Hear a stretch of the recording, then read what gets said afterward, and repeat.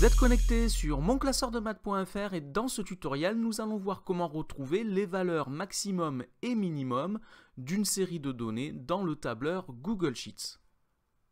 Alors, nous voici dans le tableur et j'ai généré ici une série de nombres aléatoires. Il y en a 15, une série de nombres aléatoires compris entre 0 et 1000. J'ai utilisé pour cela la formule égale aléa entre bornes, les bornes étant 0 et 1000. J'explique cette fonction dans une vidéo, un tutoriel sur la génération de nombres aléatoires. J'ai une case à cocher qui me permet de recalculer toutes les valeurs aléatoires. Ici, il y en a 15 pour le moment. Et je veux trouver la valeur maximum et la valeur minimum de cette série. Alors pour cela, il y a une fonction. Donc je commence par égale, toujours. Et je saisis la fonction. La fonction pour avoir la valeur maximale, c'est tout simplement max, M-A-X.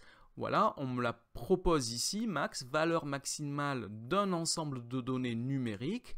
On ouvre une parenthèse et on saisit la plage des valeurs numériques dont on veut le maximum. Donc je vais saisir la plage qui va de la cellule B4 à la cellule B18 ici. Je valide. Et il me dit que la valeur maximale ici de cette plage, c'est 960 que je retrouve ici dans la cellule B7. Alors je peux recalculer mes valeurs aléatoires et je vois que la valeur maximale se remet à jour automatiquement. Donc la formule que j'ai utilisée, la voici, égale max. Alors vous pouvez le taper en majuscule, en minuscule, ça n'a pas d'importance. Et entre parenthèses, la plage, donc ici j'étais de la cellule B4 à la cellule B18. Pour la valeur minimale, même façon, mais on a une fonction qui s'appelle min, M-I-N, qui me donne donc la valeur minimale d'un ensemble de données numériques. J'ouvre une parenthèse, je saisis la plage et je valide et il m'a calculé la valeur minimale, pas il m'a calculé, il a retrouvé la valeur minimale 109 que je retrouve ici dans la cellule B8. Et si je régénère des valeurs, je vois qu'il met à jour la valeur maximum et la valeur minimum. Alors ici j'avais une plage sur une seule colonne, mais je peux avoir une plage sur plusieurs colonnes. Si par exemple ici j'étire ma formule, donc j'ai 6 colonnes qui chacune contiennent 15 valeurs. Donc je vais changer ici la plage. Donc pour mettre une plage avec des colonnes, il faut aller, alors je vais cliquer dans la première case en haut à gauche et je vais tirer jusqu'à la dernière case en bas à droite. Donc ici ce sont les cellules B4 à G18. Et ici le maximum vaut 989 et je peux faire pareil avec le minimum. Donc je vais ressaisir la plage. Donc de la cellule B4 à la cellule G18, ici, je valide, le minimum est 41.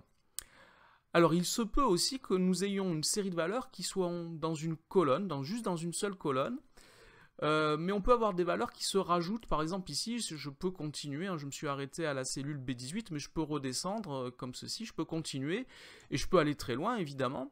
Et je peux ne pas avoir envie de saisir la plage manuellement, ça peut prendre du temps.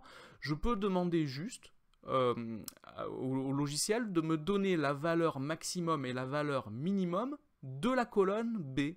Donc ici, au lieu de saisir une plage, je vais aller sélectionner la colonne B en cliquant sur le B en haut, là sur le nom de la colonne. Je clique ici et lui il a écrit B2.B, ça veut dire toute la colonne B. Et là, il me cherche donc la valeur maximum de toute la colonne B, de tous les nombres qui sont dans la colonne B. Je peux faire pareil avec la valeur minimum. Donc au lieu d'avoir une plage, je vais sélectionner la colonne et je vois qu'il a écrit B2.B, ça veut dire toutes les valeurs qui sont dans la colonne B. Et je valide et j'ai ici la valeur minimum qui est 30. Et je peux étirer les valeurs ici, je peux rajouter des colonnes, il va me recalculer le maxi et le mini de toutes les valeurs de la colonne B. Alors je ne vous ai pas montré la formule que j'ai utilisée pour le minimum, c'est donc égal min, min, majuscule ou minuscule, entre parenthèses, la plage dans laquelle se situent toutes les valeurs dont je recherche le minimum. Voilà donc pour la recherche d'une valeur maximum et d'une valeur minimum d'une série de données numériques. Cette vidéo est maintenant terminée, merci de l'avoir regardée, n'oubliez pas de lui donner un j'aime, de vous abonner à la chaîne, au revoir.